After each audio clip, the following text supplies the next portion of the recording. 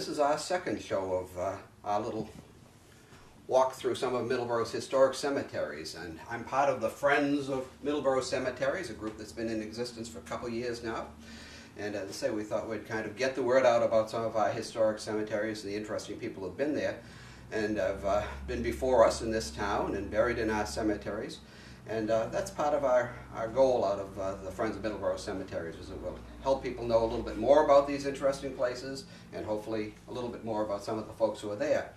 I'm Jeff Stevens. I'm the secretary or clerk of the association, and I've kind of been interested in helping get the word out. I write a little something or other in the Gazette all the time called Stories in the Stones, and that specifically usually talks more about the people who are in our cemeteries. But I thought this week we might be able to start with what I'm calling kind of cemetery basics.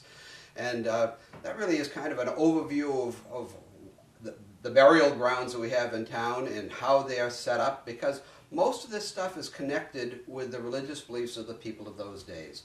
And so the early settlers of Middleborough, who were, for the European folks, mostly the children and grandchildren of the Pilgrims, had very strong religious beliefs. That's obviously why they left where they were and came to the New World in the first place. But they hadn't lost them when they came to Middleborough, and those beliefs really drove their funeral practices and their burial practices. So we're going to talk a little bit about some of those kinds of things as we go on. We're going to give a little overview of why things are the way they were, and how things have changed over a couple of centuries. In some ways, I'm going to start by taking us back even before they came over, in that I think there's always a tendency among people to try and find some way of memorializing the presence of the people we care about. You can go back as far as the pyramids and see these incredible monuments to the dead. And, you know, this is an attempt to keep people from leaving us, I think, in many, many ways, and we still have that today in the way we have in our funeral practices and the things that we do. We still have to go and visit our ancestors by walking through the cemetery. And this is not something new. We've been doing this, as I said, for hundreds or perhaps even thousands and thousands of years.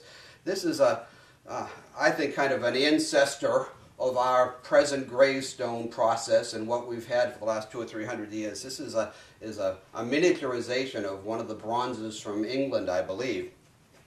But when a person with means and some substantial power was to die in England, they often were buried right in the church, underneath the altar or somewhere within the cathedral or whatever it is that they might have.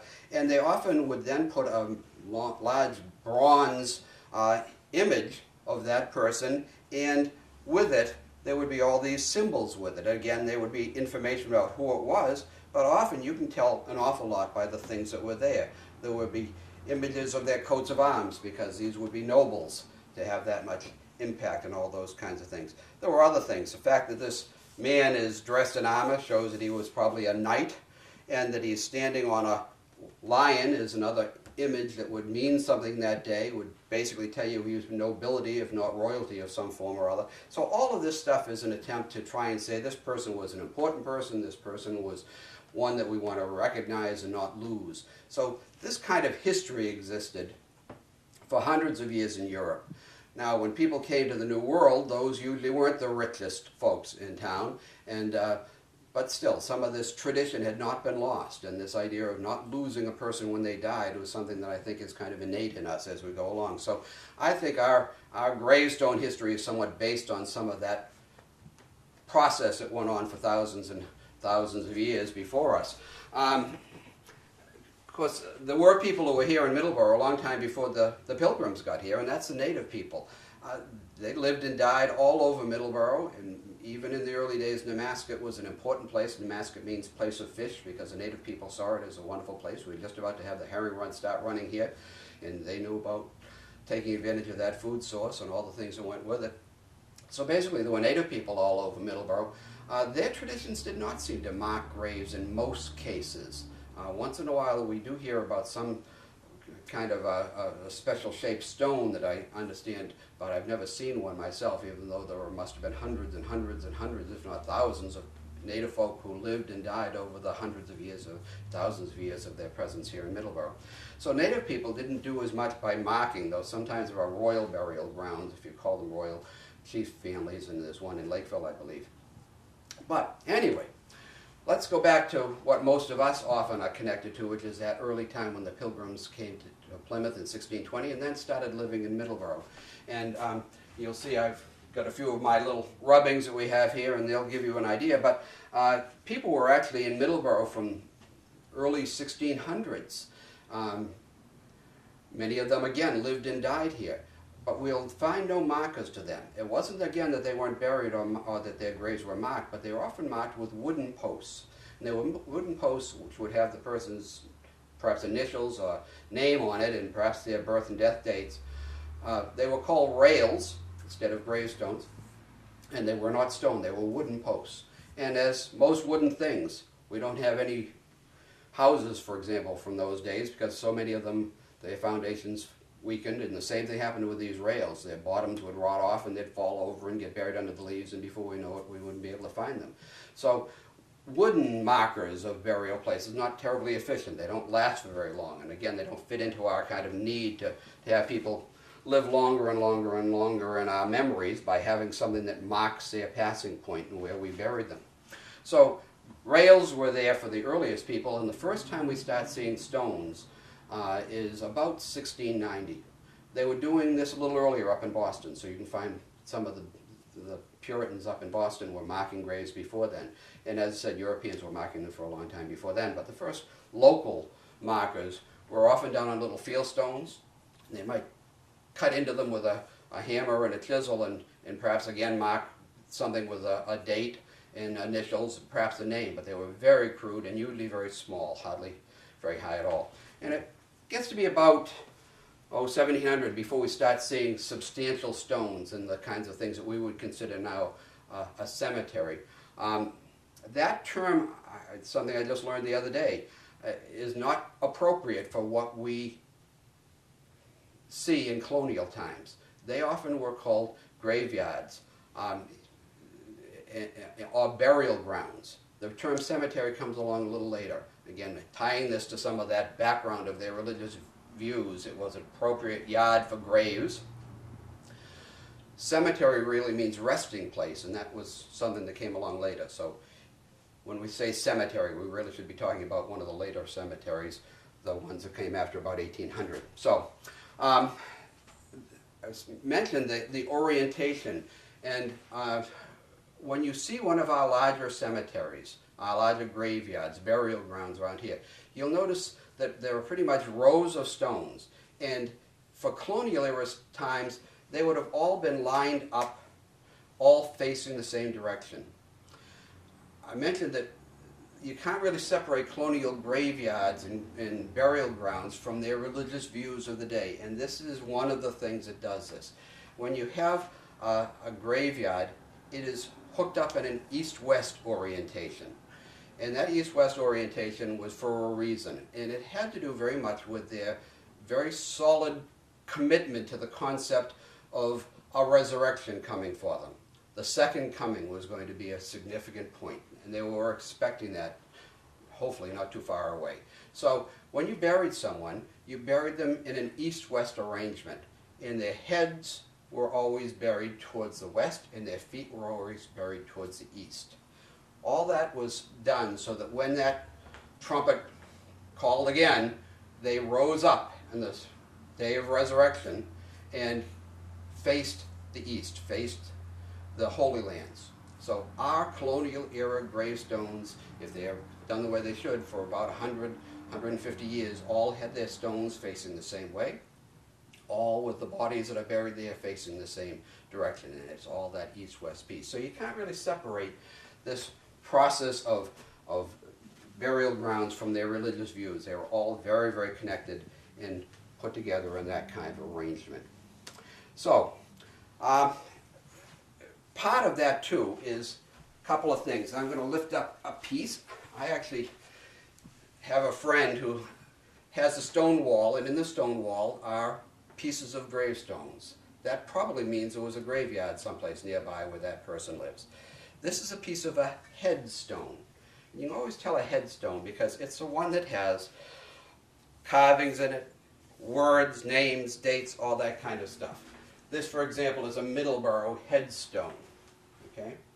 And again, it'll have a number of basic things. We'll talk about the parts of that a little bit, but it'll give you data and information about the person. This is quite an old Middleborough stone. This is 1717 is when this person died.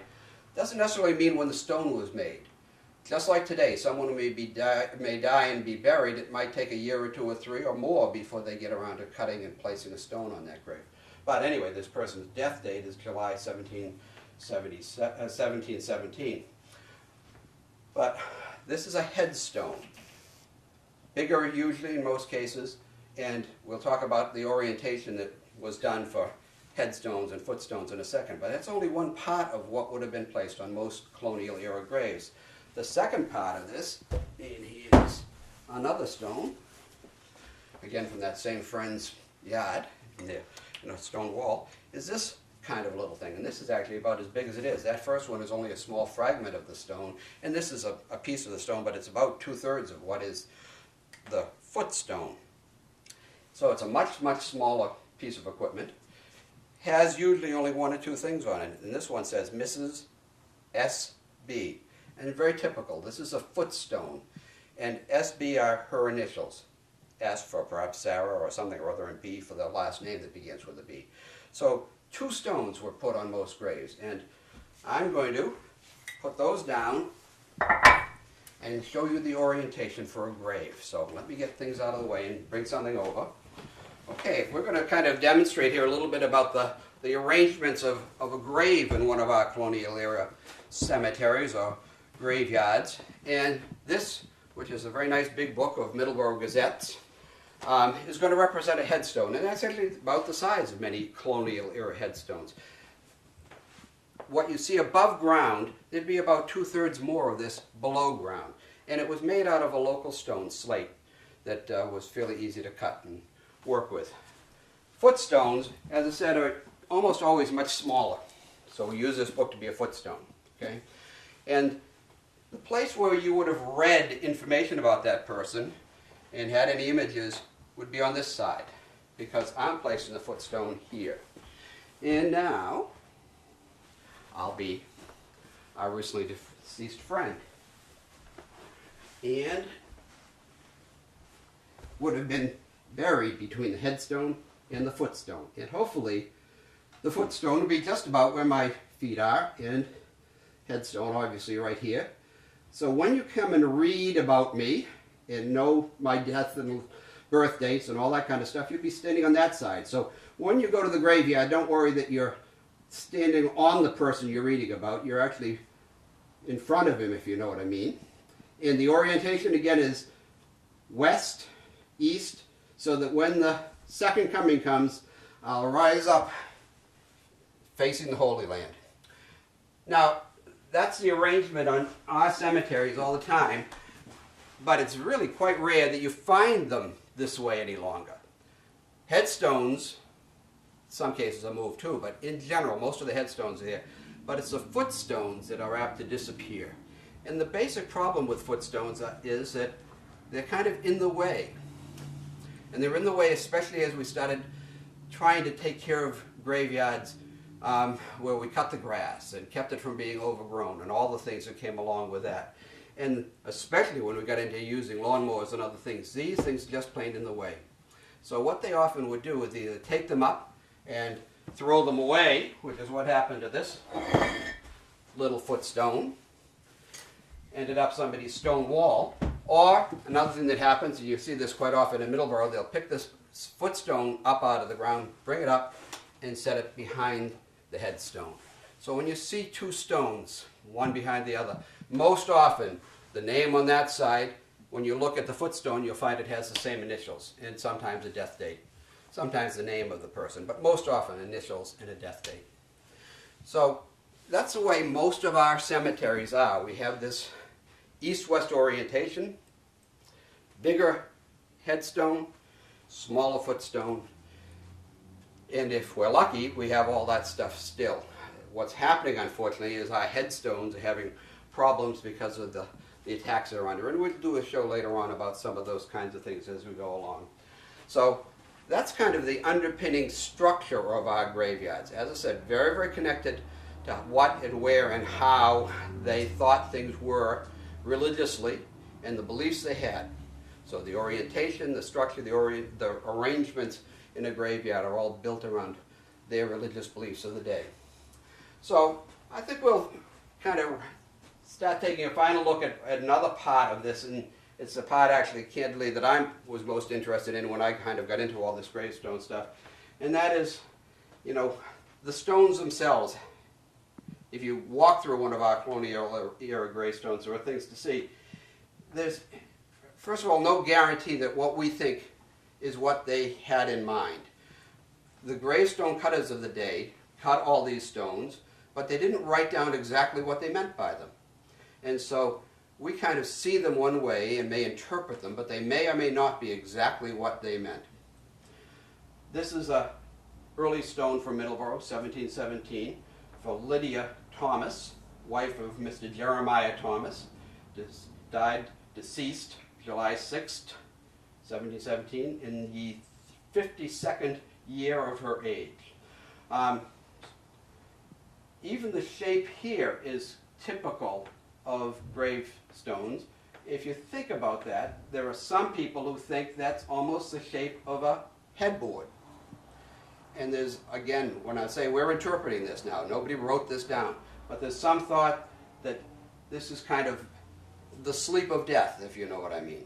So that there was this underpinning concept that even the shape of the gravestone with this rounded top was kind of like the shape of a headboard. Then we get this headpiece. The earlier you go, the more these end up looking skeletal, like this one is. Again, this is 1717. The earliest images we have are around 1690 and that time. So this is only 20, 30 years after we first see the very earliest gravestones in town. And they have sunken eyes. There's actually more of a nose here. Sometimes it's just an opening there. But this is a typical. This is not meant to represent the person, we again interpret, we think. There was not an attempt to put a portrait of the person.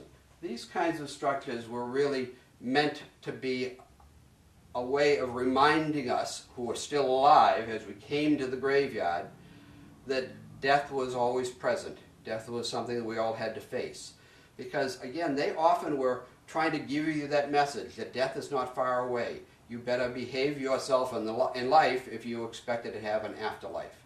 So we call these, again, we modern day folk who are interested in gravestones, call these death's heads. Sometimes we'll also call them soul effigies, because that's another thing. We'll see as we go a little further on some of the things that happen to these. But these ones that are very, very, very skeletal are ones that, as I say, they most commonly call death's heads. And the early Middleborough stones were doing what we're, if you go up to Boston and look at the Boston graveyards or the granary and places, you'll see similar things up there, which are very, very skeletal, very, very much emblems, symbols of death. They even had times when they had full skeletons on their tops of their gravestones. So things that clearly represent death and remind you that you better behave yourself. Okay? Over time, we start seeing these change and become a little different. Here's another stone. It's a Middleborough stone. And actually, this is the one that our symbol on the Cemetery Friends is based on. Okay, this is, here lies the body of Mr. Jabez Fuller. And this is a 1728 stone. So this is about another 10 years later, but you'll still see something that looks very skeletal. What's a little different is it has something that you might almost think of as teeth. Those are kind of an addition. We're starting to soften the image a little bit as time goes on.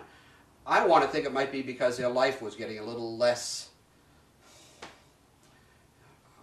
hard on them, hopefully. That still in a time when you could be perfectly healthy 1 minute and 2 days later being deathly ill. But just the same, life hopefully as Middleborough established itself and farms were more successful, all the things that went with it. Hopefully life was a little softer than it had been. So we start seeing the death image become a little more alive in a strange way, if you know what I mean. Now it has teeth. Actually, it has a little mustache mark. You'll see this is the same one that is up here in our image of cemetery friends.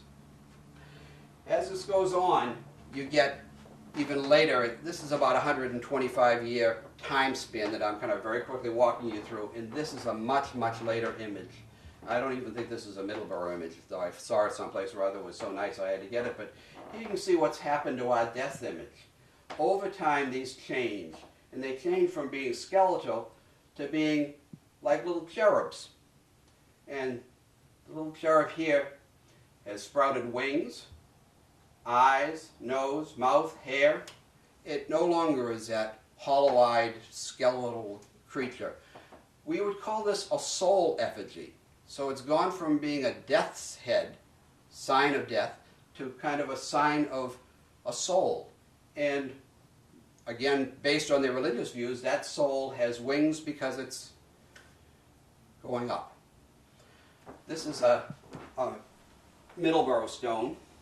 And again, it's considerably later. You can see this is 1812. And here, they've even gone beyond that. They've shown you where that soul is gone. The image on the top is just a hand pointing up to tell you that the soul has left this person who is buried here and gone to heaven. This is somewhat a reaction. You might know the Pilgrims were kind of hung up on predestination, and there were saints and sinners, and you might or might not, and they kept talking to you about better be good. Well, in this case, especially, this is a child's stone. By 100 years later, the idea was that you didn't have to be predestined, that any child ought to be expected to go right to heaven. That this was a clear indication of a change in their religious views, that a child dying was a terrible, tragic, awful thing, but that child was going to heaven. So you can see a change in time as time went on. And then finally, when we get towards the end of that period, you get over here to what happens, because even our little cherubs disappear. And the top becomes another whole thing. This is from about, 1810 to 1815, for another 50, 60, 70 years of gravestone images. And there was, again, a cultural change. We were kind of getting into classical stuff. The Greeks and the Romans were becoming something that they knew more about and were part of the culture of the day. And this is kind of a classical look. This is a death sign, we think. This is an urn. You'll find urns on many, many, many of our gravestones from 1800. And then there's a willow. Well, a willow is a life sign. And so this is kind of that constant battle between life and death. But the way these are structured always would have death with overarching life, which is kind of eternal life. The idea of when you die, you don't really have an end, you're moving on to a better life. And so the life sign always covers the death sign. So this is what happened in gravestone art as time went on. We'll see this more and more as we talk about these kinds of things as we go along. But you can see this kind of gradual change from a death symbol to a soul symbol to a cherub where this human winged thing is heading off to heaven, to finally they leave that behind completely and go to these just symbols of life and death as we move along. So that's the kind of stuff when you start getting into graveyards and getting into gravestones, and some of the concepts of how this has changed over time gives us a little look at the kinds of things you can see as you walk through almost any of our cemeteries. So that's kind of a little beginning about the stuff you can see if you walk into any of my Middleborough graveyards, especially a big one like the Church in the Green, or if you go up to the Mascot Hill Cemetery, or almost any of our graveyards. We are fortunate to have so many of these wonderful resources right here in town. We'll go on and talk in future programs about some of the difficulties that these stones are having, because they are having real crises right now. We just had a time when we had some very heavy weather, and an awful lot of trees have come down and have damaged some stones. We have ongoing problems with the lichens and other things that live on these stones now, literally eating the face right off the front of them. So we're going to do some of that kind of stuff as we go a little further on in our programs about cemeteries. I hope the very next one that we do may actually take us outside and take us to one of our cemeteries and walk through this. But I would encourage you to not do this vicariously by watching the program. Stop, walk through one of these colonial era cemeteries. Think about the reality of having to deal with the death of a child, which often was a common event, or losing a wife. You can see the whole story of a family where it was very, very common where a wife would die in childbirth, and very quickly you'd see that man remarry and there'd be another wife. That was a practical necessity of the day. If that man had children, he needed someone else to help care for those children and run his household while he worked in the fields. You can see those life stories by seeing what happened to those families. So stop, look, take a moment to see the things that went on in this town, and appreciate their efforts and the work that they did. So with that, thank you for watching. We'll have another one before too long, so we'll see. I think, as I said, the next one may well be outside walking through one of our cemeteries, but consider doing that yourself.